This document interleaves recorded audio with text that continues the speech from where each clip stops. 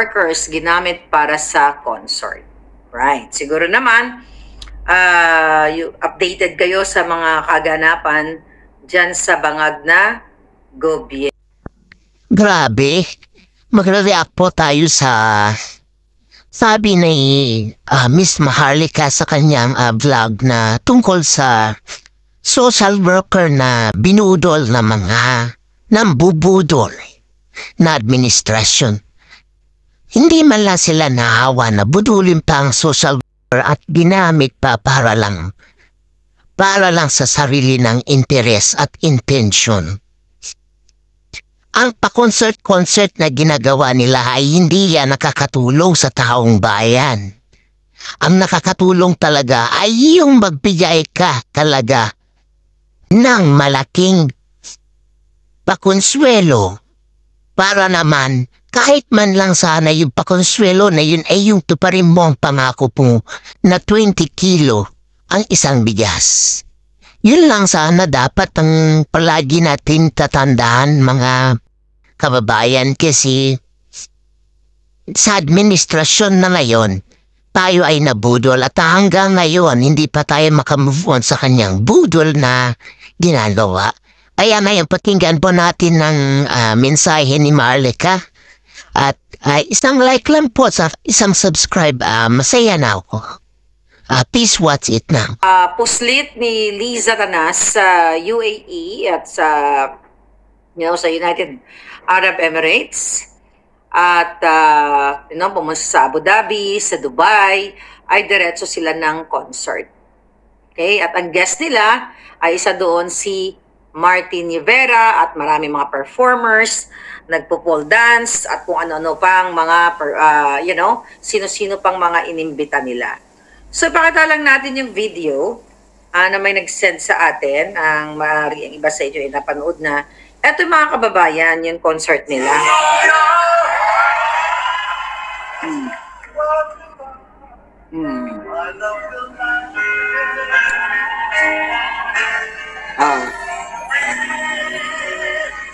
Kakapal na mukha, di ba? Ang kapal ng corduroy, kidnapper, snatcher, lahat na. Okay. Sa mga kababayan, nakikita niyo yung mga kawalang hiya nila. Alright? Nagsasaya sila sa ngalan ng salapi ng bayan. Okay? We'll talk about this. Alam niyo ba na ang yung sa host pa lang ng event, mga kapalangga, sa host pa lang ay ang minimum na binabayad dyan, 100,000 to 300,000 pesos. Host pa lang yun. Magkano yung talent fee ni Martin Rivera? Check natin sa website. Parang, from 7,000 to 15,000 US dollars. Yung website kasi na-send ko based sa US. So, ipagpalagay na lang natin. Doon tayo sa, kung from 7,000 to 15,000 US dollars, that's almost 800,000 pesos. So, ipagpalagay na lang natin kalahating milyon. Payat yon. Sa isang gabi, kalahating milyon yung ginastos ng pera ng bayan at gamit nila ang issue na kunyari ito ay para sa mga healthcare workers. Okay? Ilan ang performers? May nagpo-pole dance pa. Tignan natin dito. Grabe na ang kawalanghiyaan ng bangag na bangag na gobyernong ito. O ayan, may pictorial sila, edited na picture, o ayan. Galing kay Mother Pebbles yan, nag-post silang ganyan. Okay, may nakita ba kayong mga healthcare workers doon? Okay? Meron ba silang hinighlight na healthcare workers? Eh di ba, sila-sila lang. Sila-sila lang ang sasaya, mga kababayan. Okay, wait a minute. Natin to. Okay, I think we're good. Okay. Ngayon, ang sabi ng mga Jejimon, okay?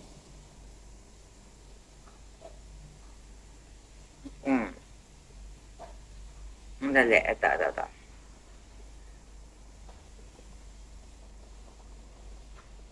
Okay. Alright. So, nag-post ang PT before, sabi dito, look, the Palace concert is currently being held at Kalayaan Grounds in Malacanang to honor Filipino health workers. This past year, 3 concerts will also held for soldiers, teachers, and Filipino Filipino athletes. Mga kababayan, kung natatandaan niyo yung ating vlog, sa dami ng vlog natin na ang mga healthcare workers ay nagrereklamo na hindi pa binibigay ang kanilang health emergency allowance back in pandemic o yung HEA na tinatawag nila. Tapos magko-concert ng ganito.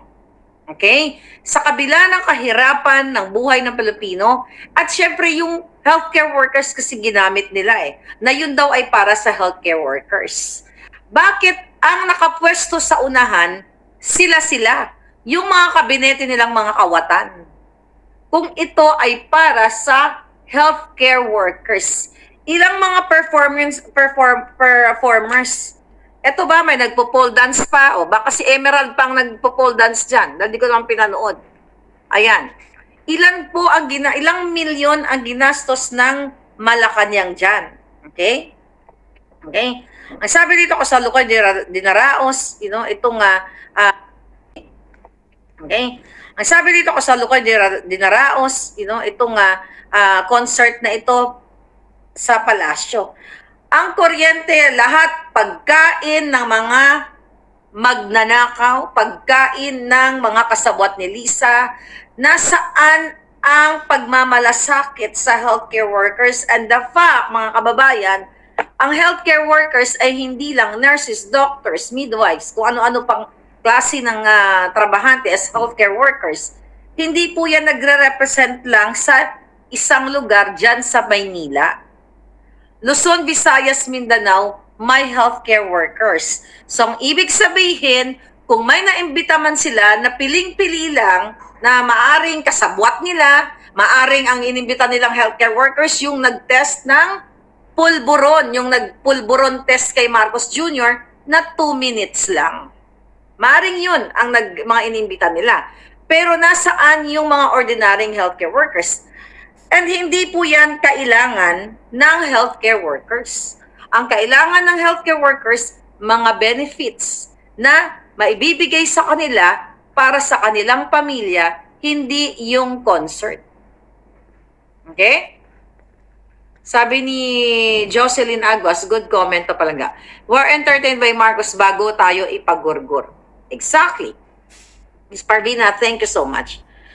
Alam nyo, may nag-comment dyan kay Mother Pebble. Sabi nga ni Martin Jr. Junio, yung health emergency allowance namin noong pandemic pa, hindi pa rin naibibigay.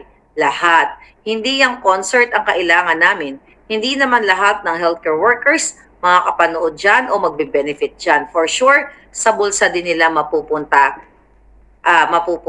Kikitain din yan nila. Ayan, dyan. Anyway, sabi dito, nang nag-comment na isa, malaking tulong si Maria Elena. Malaking tulong yung concert na yan. Magpa-concert sana sila para sa farmers para bumaba naman ang presyo ng bigas at mga gulay. Itong gobyernong ito panay-waldas sa pera ng mga taxpayers na tulad ko. Dapat inibinigay na lang sa health worker yung ginastos nila dyan para maraming pumuntang health workers. Exactly. At saka nakita nyo, hindi po totoong para yan sa healthcare workers. Doon nagamit lang nila yung healthcare workers para makapag-concert sila, makapagsaya sila, at makapag-session sila, makapag-pulburon sila. Siyempre, kapag bangag na sila sa musika, after niyan, meron yan silang pupuntahang room na kung saan mag-session sila. Whatever session, magbabartik si Lisa, magpupulburon si Marcos Jr. Again, pera nyo yan. Kung titignan po natin, kung sa kalahating milyon, let's say, example lang, ang talent fee ni Martin Rivera, I believe, suportado si Leggy, dating Dilawan, at ngayon, syempre, pera-pera lang yung mga yan, dahil performer yung mga yan kung saan sila kumikita ng pera, di ba? So ilang performers ang binayaran nila. Kaya ito'y multi-milyong pera ang ginagastos ng taxpayers, mga kababayan. Ilan yon? Ang dami. Wala pa po yung mga pinasundo ni Liza. Baka pinasundo pa nila yung mga kaamiga nila, patranspo and everything. Hindi naman healthcare workers talaga ang in-invite, kundi yung mga amiga nilang, mga kaklase nila sa pagbabarte, kaklase nila sa mafia, lahat gastos ng pera ng bayan. Hindi po maiibsan ang kahirapan o problema ng healthcare workers, ng mga nurses, lalo na yung mga nurses, o yung mga doctors na mga nasa probinsya. Hindi naman lahat ng doktor mayayaman o malalaki ang kinikita, kasi lalo na yung mga nasa probinsya, yung talagang mga gumagawa ng trabaho para sa kanilang kanilang mga barangay, may mga ganong doctors. Ngayon ginagamit nila. Okay? Nagsasaya, nag-e-enjoy sila, nagbobulahan, binubola ni Martin Rivera, si Liza Tanas, na kunyari, be my first lady, ba? Dapat, be my kidnapper. Dapat ganon. Yun ang kanta mo dapat. Binubola itong kurduroy na kidnapper na ito. Siyempre, itong mga artista, mga performers, kailangan nilang kumita ng pera. At dun sa production na yun, mga kababayan, sa production pa lang, kikita na ang mga mandorobo. Doon sa mga sound system, instead na kunyari 100 ang ibabayad, 100,000, ma-mark up nila ng 200,000, 300,000. Diba? Lahat yun sa production pa lang, kumikita na ang mga kawatan. Diba? So dito mo makakikita, mga kababayan, na talagang walang kahihiyan, walang habag itong gobyernong ito, dahil katatapos nga na natin pag-usapan ang pagpuslit ni Liza sa Dubai, sa UAE, para mangutang sa kabila ng ang pera ninyo, taxpayers money, ay nandiyan na ang iba sa Maharlika Investment Fund. So talagang hindi nga natin alam, baka bumili na ng property si Liza Tanas sa Palm Jumeirah, yung mga exclusive na mga properties doon. Kaya may bit-bit siyang interior design na wala namang agenda o wala namang kinalaman sa kanyang pag-alis. Diba? Napag-usapan namin ni Atty. Glenn Chong kagabi, meron siyang dalang design. Baka bumili na si Liza doon sa Palm Jumeirah. You know that, no? Yung mga taga-Dubai. So wala na po talagang kahiyan ang gobyernong ito, dahil ang mga nurses ay ginagamit lang nila, o ang mga healthcare workers. Sabi nga ni Romel, ilang milyong piso na naman. Okay? PI na yan, Marcos, hindi namin kailangan yan. Magtrabaho ka. Yan yung binayaran namin sa'yo. Sabi ni, kinote niya si PRRD. Grabe ang pagwaldas ng pera ng bayan, samantala marami ang naghihikahus sa hirap. Ito, paktigan natin yung comment kasi nababasa ng mga walang hiyang ito pero wala silang pakialam. No, nag-comment dito sa PTV4 si Mother Pebbles, nasaan yung mga Mother Pebbles sa Lakera? Nasaan yung mga healthcare workers? After ba ng concert, tumaas po ba ang sweldo nila? Okay? So may sumagot doon. Sila-sila lang ang masaya at pinakita talaga ang saya ni Butod, sabi ni Giselle Hagos. Tama naman yung mga comment na sinasabi ng mga taong bayan na pagkatapos ng concert, nabigyan na ba ang mga para sa social worker, di ba? Wala naman silang naibibigay na karagdagan or na yung hinihingi ng social worker sa kanila hanggang ngayon di pa nila binigay. Pero magpa-concert sila, halos milyon-milyon ang gasto. Pera yun ng taong bayan. Wala man lang silang hiya na gumasto ng pera na hindi sa kanila. Imaginin mo kung sana ibibigay yan sa mga taong nangangailangan sa Pilipinas. Kasi ang mga taong nangangailangan sa Pilipinas, ang pagtaas ng bigas, pagtaas sa bilhin at sa mga sobra-sobrang taas na mga bilihin, pagkain, ganon. Hindi man lang niya naisip, kundi mas inisip nila ang kanilang pagkukonsert. Kaya, sa panahon ngayon, nahihirapan ang taong bayan kung kanino sila ilalagay o anong lugar ni Bongbong Marcos sa Pilipinas. Hindi namin maintindihan. So talagang kakapalan ng mukha. Dahil hindi healthcare workers, kundi pole dancers. At Malacanang is seemingly red light club of the elite, sabi ni Valerie Nisan.